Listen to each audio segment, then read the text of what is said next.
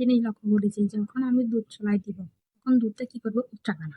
দুধটা যখন আমি 5 মিনিটের জন্য অন্যমনস্ক হয়ে যাবো, দুধটা কি করবো উচ্চা করে যাবে, একদম ডেস্কের বাইরে চলে যাবে।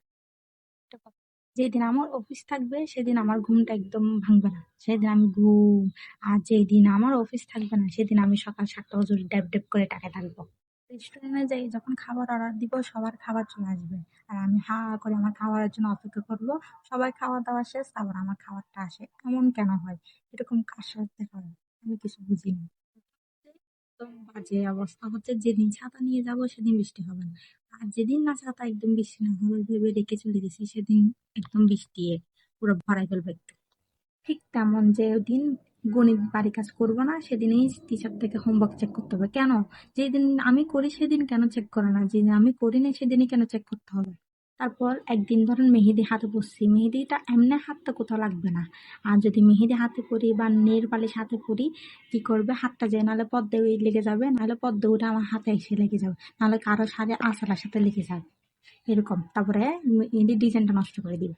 হচ্ছে মজার বিষয় হচ্ছে, যখন ডাক্তার বলে চোখের পর্দা একদম ফেলবা না, তখন চোখের পাতাগুলো এরকম ড্যাব ড্যাব করতে থাকবে, আর মনে হবে যে কখন ফেলবো কখন ফেলবো।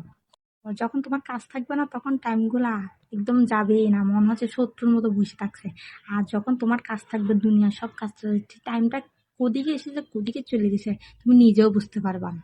পর কোথাও যাওয়ার সময় রিক্সা যখন দরকার তখন রিক্সা পাবো না, যখন দরকার নেই রাস্তা দিয়ে এমনি হেঁটে হেঁটে যাবো, তখন রিক্সাওয়ালা বলবে আবু কই যাবেন, আন্টি কই যাবেন, আর তখন তার দরকার নেই, যখন দরকার ছিল তখন তা পাই নাই।